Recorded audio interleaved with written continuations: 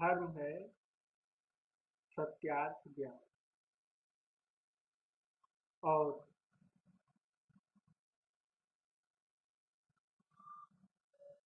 धर्म को न समझना ही बृहत अज्ञान है और अधर्म।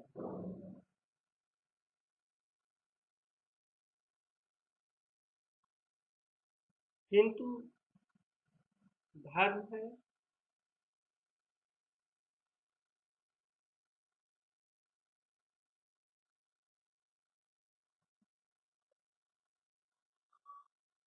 सत्य।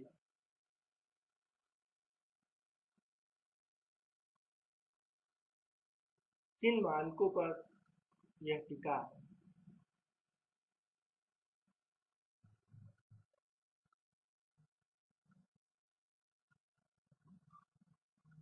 यदि मानक है तो निस्संदेह यह असत्य है, क्योंकि मानकों को टिकने के लिए कोई न कोई नींव तो चाहिए ही। किंतु उस नींव का सत्य जानना पड़ेगा।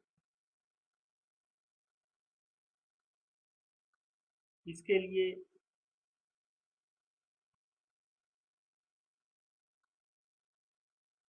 सत्य ज्ञान की खोज करनी होगी।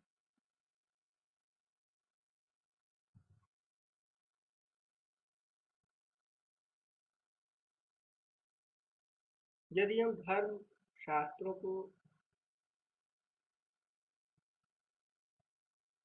सत्य मानते हैं तो यह भी एक मानक है। और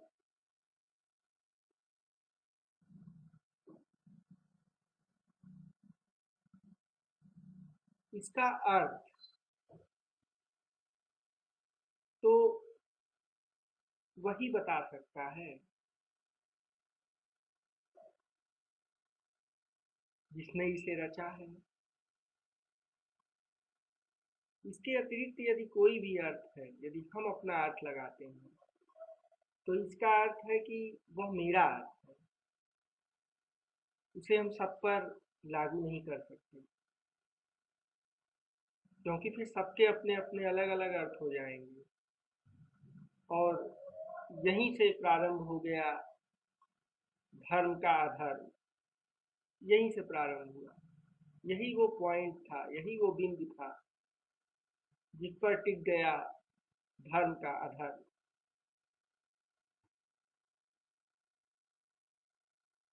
हर व्यक्ति की अपनी व्याख्याएं होने लगी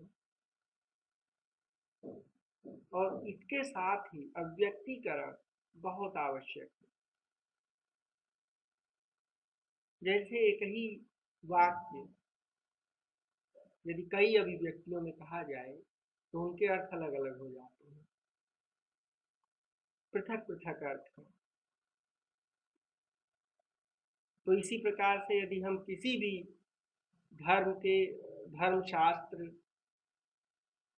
के अगर वाक्य को व्याख्यायित करें तो सबके तो अर्थ अलग अलग होंगे, एक अर्थ नहीं हो सकता। और वह अर्थ केवल उस व्यक्ति के लिए होंगे जिसने व्याख्या की। यह समस्त के लिए नहीं। किंतु त्रुटि कहाँ से हुई? क्योंकि सभी उन शब्दों को, वाक्यों को नहीं पढ़ सकते तो व्याख्या क्या करेंगे, इसलिए वे उन व्याख्यानों पर ही टिक गए जो कि कुछ लोगों ने जिनको किया था।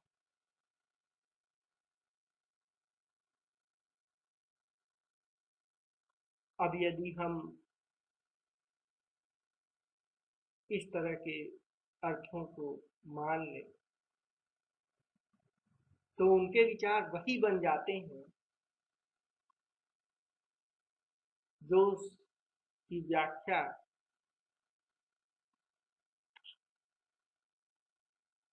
करने वाले के पास है।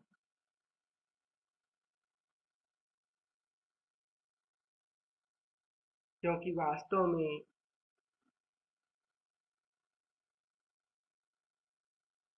तो वे विचार उन व्यक्तियों के हैं ही नहीं,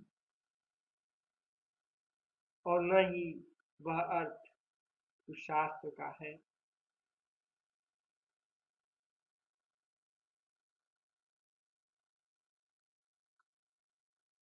और जिससे विद्रूपताएं उत्पन्न हो जाती हैं।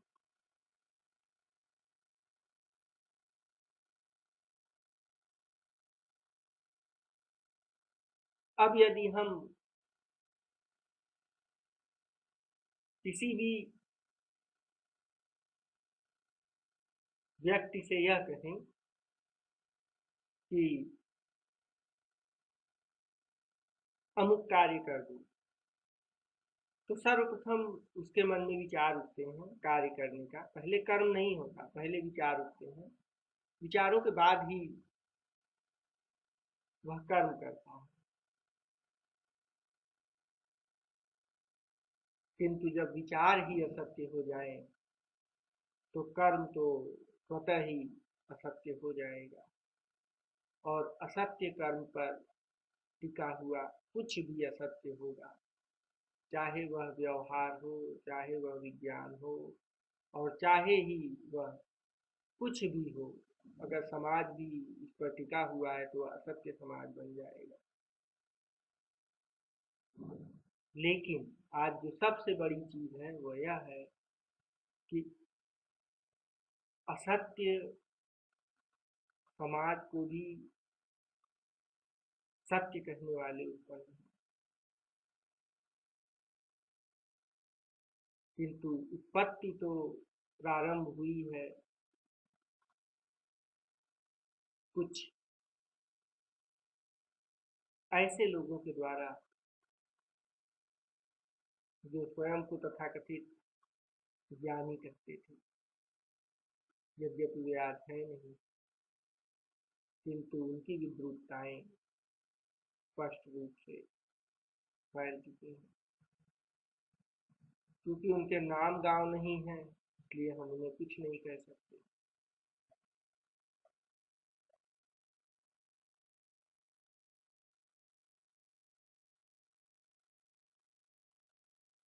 क्योंकि धर्मों ने हमें आचरण और व्यवहार के साथ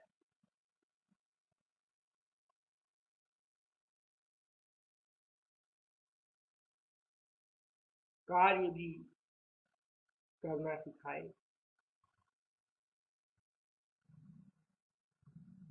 किंतु यदि विचार ही असत्य हो जाएंगे तो फिर आचरण, कार्य, व्यवहार तीनों ही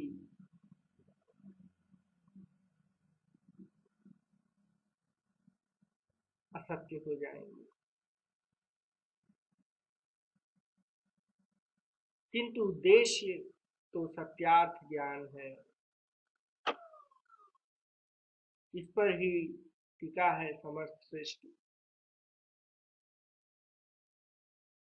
और विज्ञान का उद्देश्य भी कुछ ऐसा ही है, किंतु वह टिका हुआ है मानकों पर, इसलिए वह असत्य की ओर है।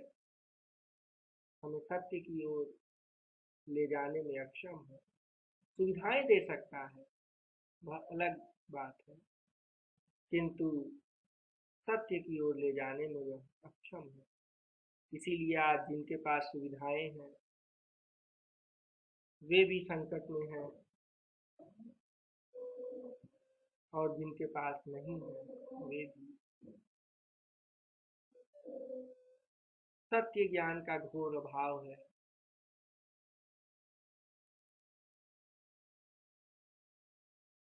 प्रयत्न बढ़े हैं, उनके मौके भी बढ़े हैं, अवसर भी बढ़े हैं,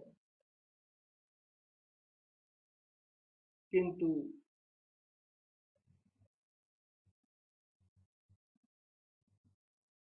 सत्य, धैर्य नहीं है, धर्म के कर्म नहीं है,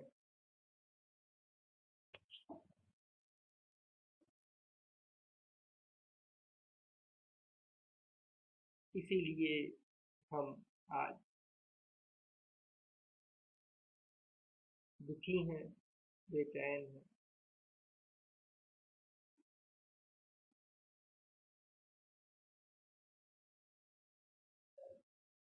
अब हमारे जितने भी विचार हैं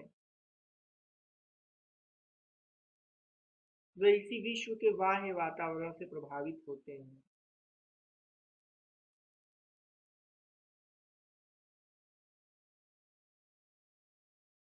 और यह विचारों पर एक आघात है।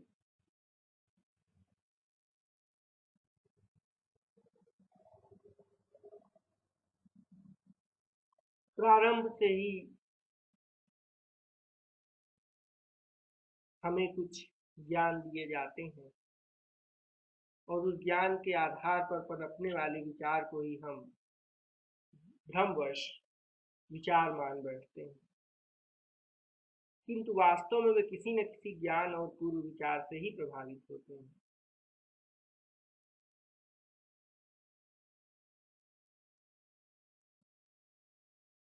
किंतु हम विचारों का विज्ञान जानने में आज तक अक्षम रहे हैं